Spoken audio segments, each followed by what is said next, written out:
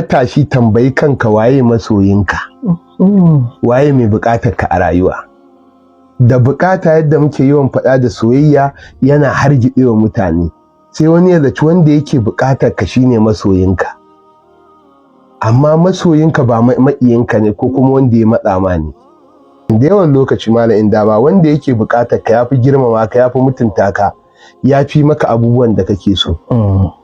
Amma wanda yake son ka wallahi ba kasafai yake maka wannan abubuwan ba. Wanda yake son ka abin da zai zama ma alheri yake kalla. Wanda yake buƙatar ka abin da zai faranta maka yake kalla. Me zai faranta ma ya samu buƙatar da yake so. Gobanka kuma gobe ka rayu ko kakka rayu, ka mutu ko kakka mutu, ba ruwansa. Shi kuma masoyinka ya gobanka da yinka za ta yi kyau, ya rayuwarka za ta yi kyau, shine masoyi. Amma mai buƙatar ka shine wancan dai saurayi da ya zo gurin budurwa, ko budurwa da take son mijin wani ko saurayin wata saboda wata buƙata, to wannan za ta iya wuce gona da iri gurin kyautata masa, wanda wacce take son sa ta gaskiya ba za ta iya masa ba.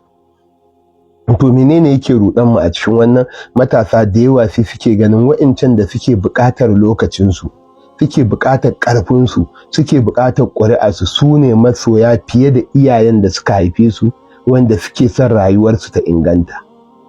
Daga inda za ka gane na mataki na farko da za ka gane waye masoyi, waye mai buƙatar ka a rayuwa, shine duk abin da mutum yake ɗora ka akai ka duba me maslaharsa a cikin al'amarin. Me maslaharsa a cikin al'amarin.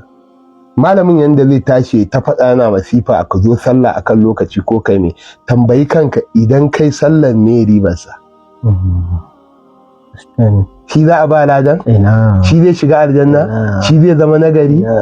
Malamin da ya dake ka iya Qur'ani, in ka iya Qur'ani ka tafi kana karanta, wani ya san shi? Wa za a yaba? Kai me? Shine masoyi na gaskiya, wanda ya gina ka.